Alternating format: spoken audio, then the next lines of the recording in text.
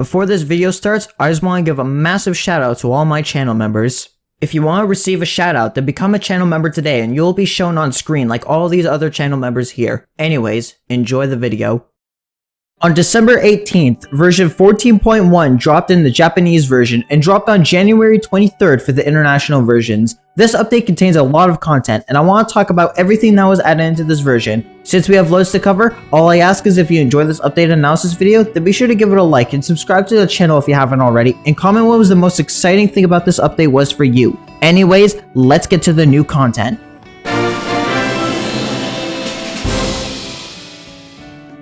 All units discussed here will use their level 30 stats. The first unit is a brand new Uberfest unit, this being Celestial Child Luna and their evolved form, Salvation's daughter Lunacia. The first form, like every other first form of an Uberfest unit, is a small, spammable unit with decent stats. They have an Omni Strike of -100 to 250 and are strong against red, alien, zombie, and relic enemies. She has 51,000 health against the first 3 traits and 40.8k health against relic enemies.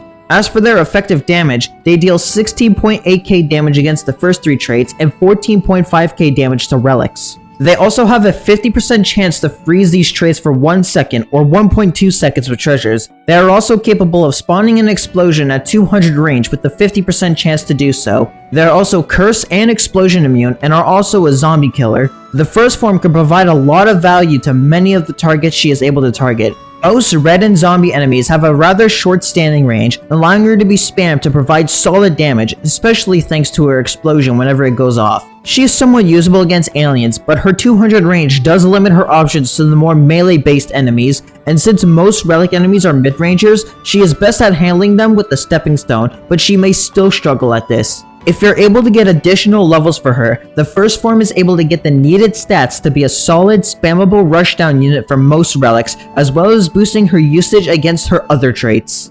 Their curse immunity also helps with relics, but her explosion immunity is a bit iffy at the moment, since the 2 enemies that can explode deal so much base damage that she most likely dies even before the explosion would have had the chance to hit her. Overall, the first form is a solid, spammable rushdown unit that could score some pretty good damage against their targets and provide solid CC, but late game boosts demand extra levels. As for her second form, she now becomes more in line with the standard Uber, gaining a significant boost to her stats in exchange for a much higher cost and a longer cooldown.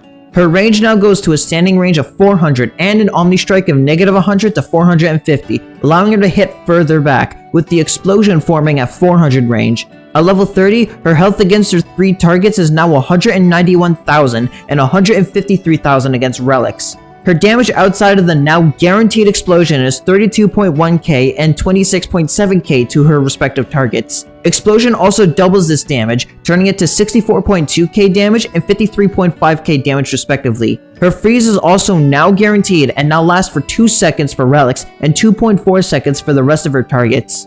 She also gains one more ability exclusive to this form, this being her wave block ability. This gives her a unique use case, as not only can she straight up stop waves, she also happens to be the wave blocker with the highest standing range that isn't a literal 1-speed Doom Engine Pandora, allowing her to quickly get into the line and start blocking waves, providing additional support for Octopus. Unlike her last form, her explosion immunity is extremely useful, at least for one of the 2 explosion enemies, since she cannot be used against Dr. Nova at all. This new enemy is able to be targeted by her and withstand their powerful explosions, but more on this enemy to when we get to that section. The boost to her range now allows her to be a much more solid option for relic enemies, as now she has the ability to target them safely. Her range boost now also allows her to be useful for most alien enemies and is capable of outranging Cadaver Bear. This new Fest unit is the first Fest unit who is more of a specialist than the generalist, but her kit allows her to be an absurdly powerful force against her targets on the battlefield.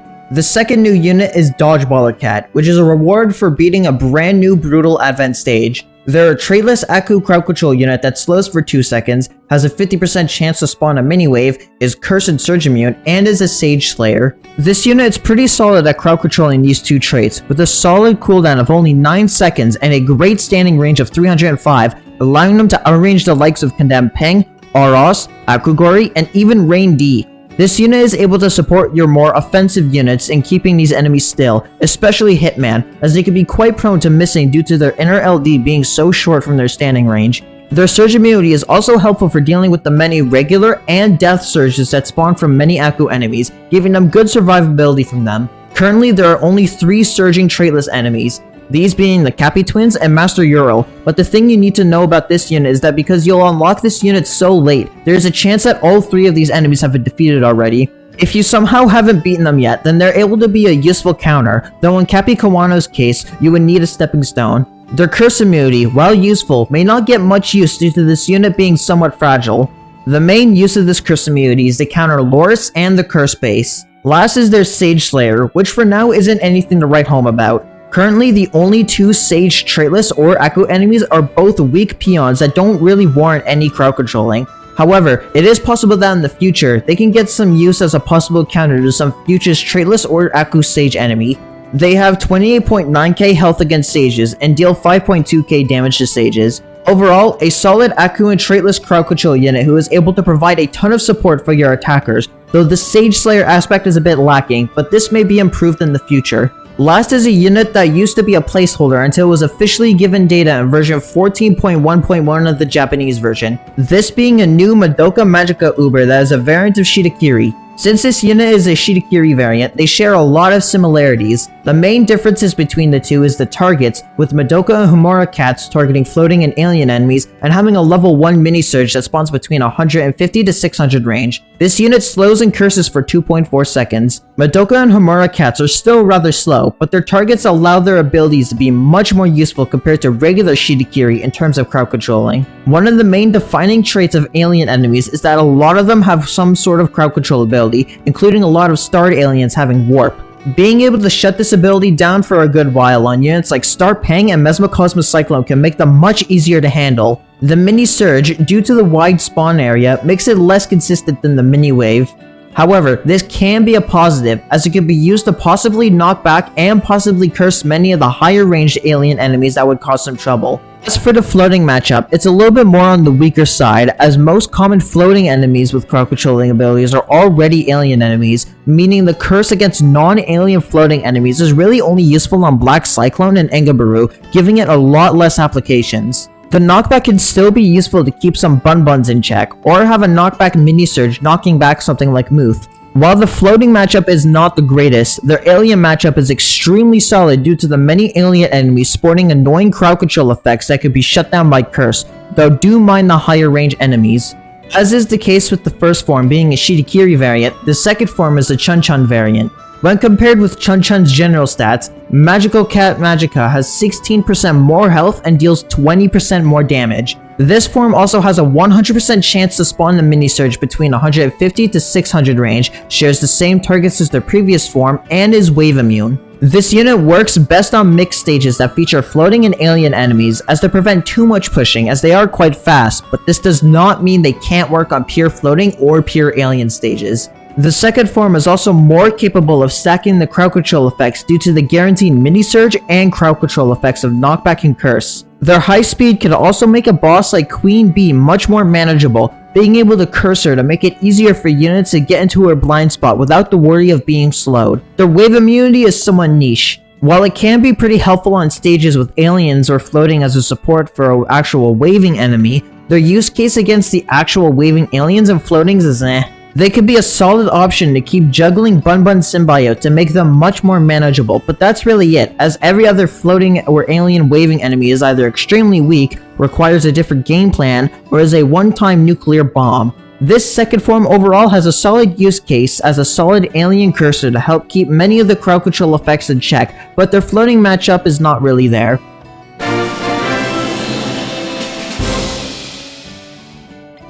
This update sees the addition of 4 new true forms, 3 of which are for the Madoka collab. The true form that is not related to the collab is the true form for Sea Serpent Dahlia-san. God Emperor Dahlia-san gains a 12.5% boost to their health, a speed increase from 5 to 8, and an additional 10% boost to their Savage Blow chance. This true form is rather simple, but improves this unit's usage greatly. First is the boost in health. This boost allows Dahlia-san to tank more hits and allows them to take more advantage of their rather high 7 knockback count, allowing them to reposition more easily.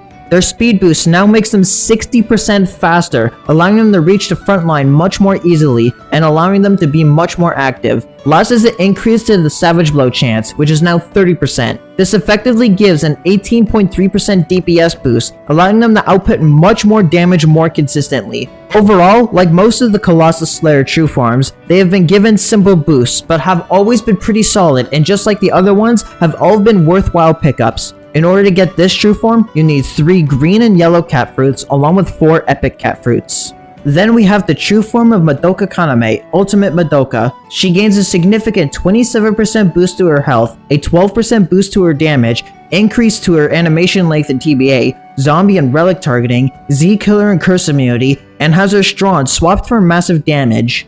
She now deals an effective 125,000 damage to floating and zombie enemies, and 94.3k damage against relics. Her gaining a wide range of new targets and abilities now allows her to be used in many more areas and is able to keep up with the late game meta. Her matchup against zombies is a mixed bag. Most of the shorter range zombies can easily slip into her blind spot due to burrow, but some stronger zombies that burrow, such as Cadaver Bear and Dreadboar, are usually built in a way to be counterable with the Holy Blast, so this shouldn't cause too many issues. It's more of the Zoris and Zerzeals if anything. Her LD allows her to be an excellent counter to Zamel, as her LD easily reaches and is able to take a ton of health from the undead camel. As for her new relic matchup, she is able to be an excellent LD sniper against many relic enemies due to a lot of them being mid-rangers. Most is probably the enemy that will give her the most trouble due to her rather short 100 inner range, and Moss is notorious for pushing hard, but with the right setup, she can still work against them. While she loses out on the health boost gained from the Strong ability, her 27% boost to her base health was done to compensate for this, and with the massive damage buff allowing her to deal more damage than she could previously, and being a solid LD sniper for relics, I'd say this is a worthwhile investment, especially if you aren't too far into Uncanny Legends. Also, just to add, she has a unique death animation where instead of turning into the usual soul that most units do, she simply ascends upwards. In order to get this true form, you need 6 green cat fruits, 3 epic cat fruits, and an elder cat fruit. Then we have Devil Homura, the true form of Homura Akemi, who gains a 21% boost to her attack, a longer attack animation in TBA, red and Aku targeting, the Strong ability, and changes her attack pattern to LD, having an LD of 205 to 655. These all fundamentally change Homura's role from a simple anti-black CC unit to a more varied attacker whose freeze is now treated as a bonus if anything. Her also being an LD unit now changes how this unit is used. Her small inner range can make it hard for her targets to actually escape her attack range, with only a small portion of enemies being able to do so. For her attacking stats, while her damage boost is great because of the changes made to her animations, her DPS against enemies outside her targeting range is effectively unchanged. Against red and black enemies, she has 120,000 health and deals 75,000 damage. Against Aku, she has 96,000 health and deals 62,000 damage. As an anti-red and black unit, she is quite solid at her job, being able to provide consistent damage to most enemies, and thanks to her LD, can be used as a solid Professor A counter. Her Aku matchup is a little bit more shaky. Her lack of shield pierce does mean she needs support from other shield piercers to get her full strength going, and her lack of surge immunity means she will face the brunt of death surges,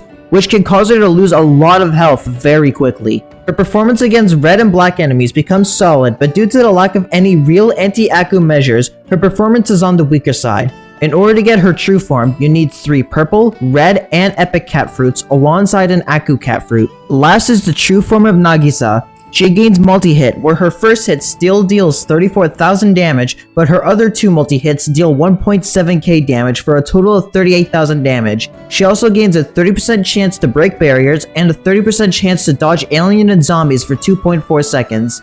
Her gaining multi-hit now allows her to more consistently weaken, as now she has an effective 65% chance to weaken, and with her having over 100% uptime, her weaken is able to have a much bigger impact against most alien and zombie enemies. Her dodge is okay, but should not be relied on, as it should be treated more as a bonus, like most dodge units. Last is her barrier breaker, which while 30% may seem low, her having multi-hit once again effectively makes it a 65% chance to break a barrier. While it definitely isn't as high as other options, it is still reliable enough to get the job done most of the time. Her low evolution cost makes her a solid investment if you're struggling for alien and zombie counters. In order to get her true form, you just need 3 blue cat fruits and 1 epic cat fruit.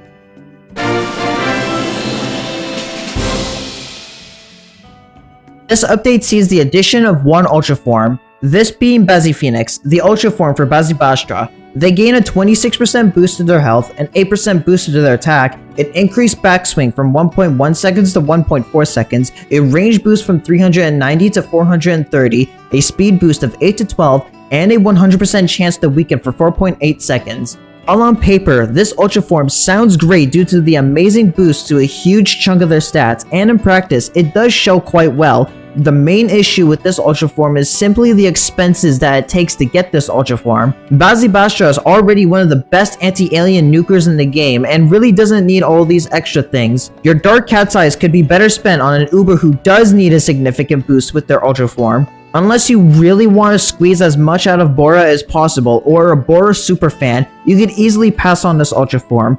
In order to get this Ultra Form, you need 2 blue Behemoth Gems and 10 blue Cat Fruits.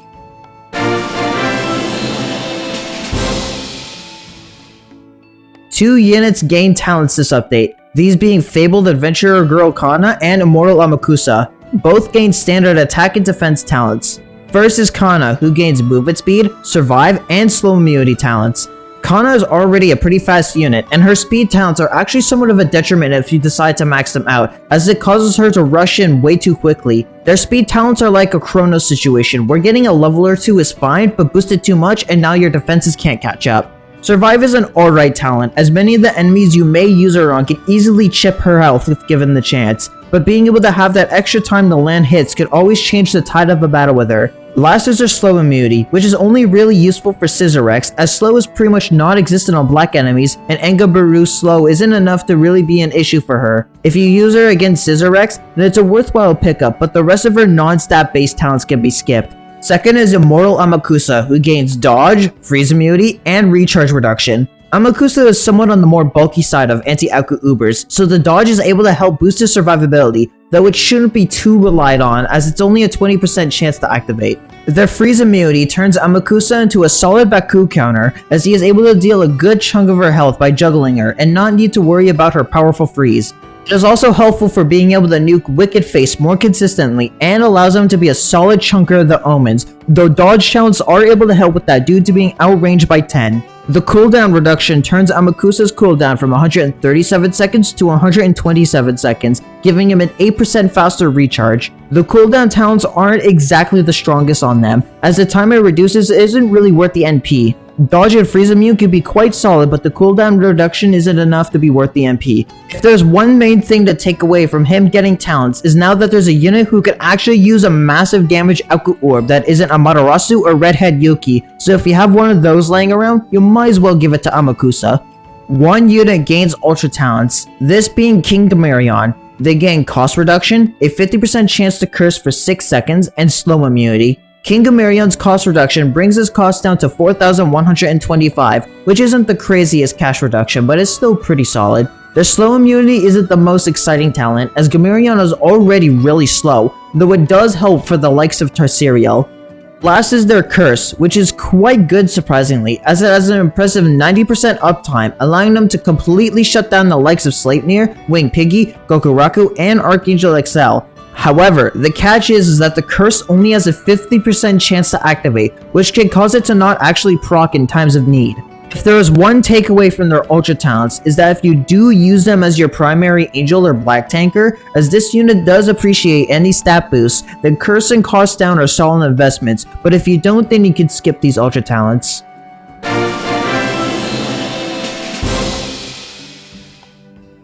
There are 4 new enemies added this update. For the Year of the Snake, an appropriately dressed Doge variant is released to go alongside it. This enemy is essentially a weaker Doge Dark, but in the final stages gets a lot stronger. Then we have an elusive Mystery Snow Mound. This enemy is quite fierce, being able to deal 46,000 DPS and is able to boost its damage by 50% when at half health. It is also quite tanky, having 1.15 million health. Despite its white appearance, the game classifies it as a black enemy.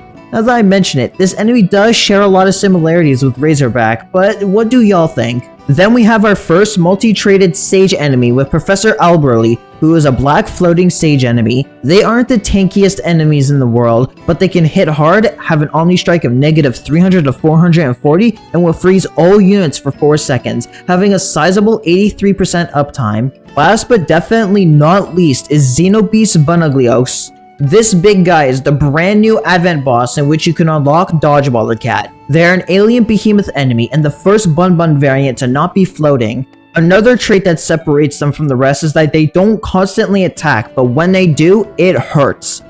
They sport a massive 3.6 million health, deal a massive 48,000 damaging Omni Strike attack that causes an explosion, and has a 20% chance to crit, taking out even Metal Cat. They're also immune to knockback and freeze, so say goodbye to using Seafarer against them.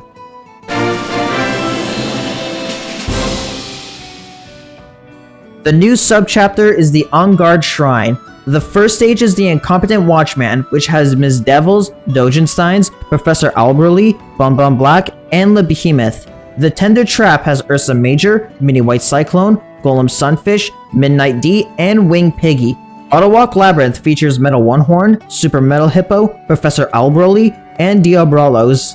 The Cheerful Heretic has Mega Babas, Devil Wives, Condemned Pangs, Tarsirials, and Razorbacks. The Illuminated Trapdoor has H-Nas, Red Energies, and Tekkenold Hyenas. Last is the Obvious Cache, which has Dogensteins, Dr. Chaos, Professor Alberly, and Hanya as the boss. Then we have the new Brutal Advent stages for Bunaglios, which is locked behind clearing Empress Excavation 3. The first stage contains Squirrels, Wild Doges, Those Guys, Crocos, Master A, and the titular Bunaglios. The second stage contains the Big Guy along with Doge Dark, Pigakis, Akudoge, and Midnight D.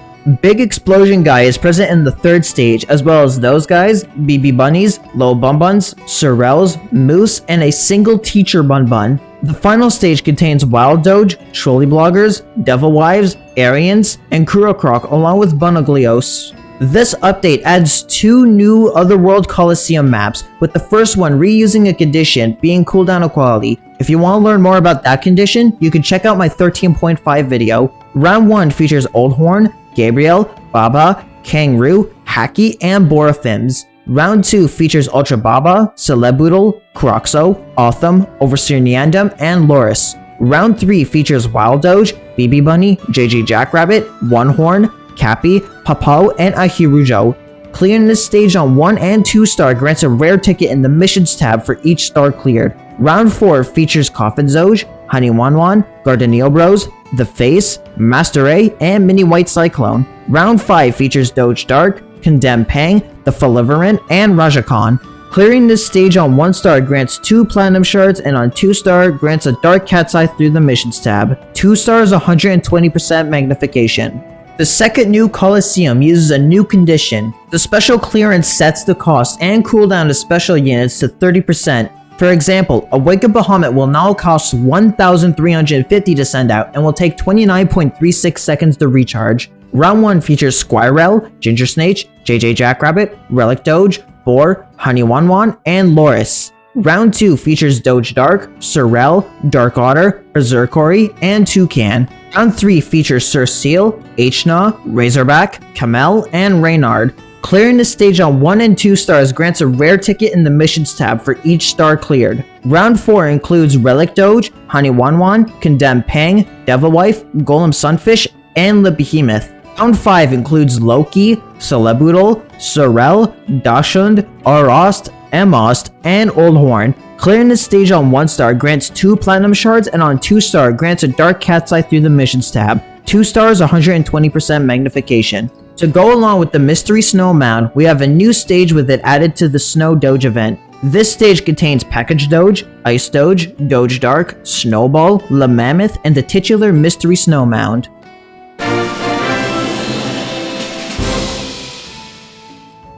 For the first of these miscellaneous changes and additions, Bowsy and Firecracker Cat have both of their plus level caps increased to plus 25. Lion Dance Cat also gains a boost to plus 15. Almost every single regular banner has received a new makeover to look more flashy and less cluttered. I will go through all of the banners that have received changes on screen now.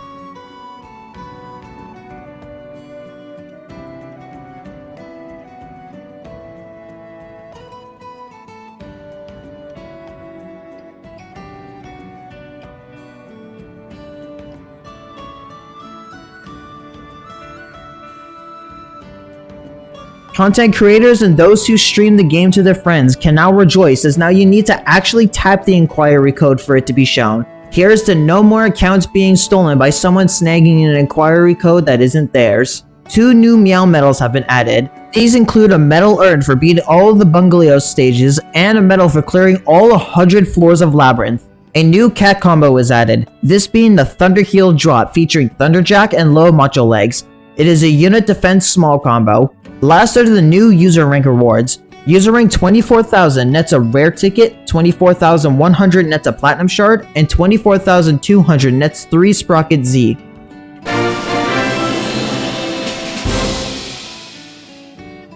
Neither the Bikurumin nor the new Mercstoria content has been found in the game files. Good news, however, is that the Madoka Magica content is present in the game files, and the collab will be happening in a future date. This update was definitely on the smaller side, with the main highlight being the Bunaglios boss, and this guy deserves that brutal rating. As a content creator, I'm extremely happy that now you can easily hide the inquiry code, but I want to know what you guys think of this update. Let me know in the comments down below, and while you're down there, be sure to subscribe to the channel and like the video, as this lets me know this is the sort of content I should continue to make. Also, shout out to the following channel members: Dr. Deadly, Uberless, and Potato King for being gold and silver members. If you want to receive a shout out like these channel members here, then become a silver member or higher today. Becoming a channel member supports what I do in a way that helps keep the lights on, and channel members receive an exclusive role on my Discord server, for which you can find a link to in the description down below. Anyways, I hope you have a wonderful day.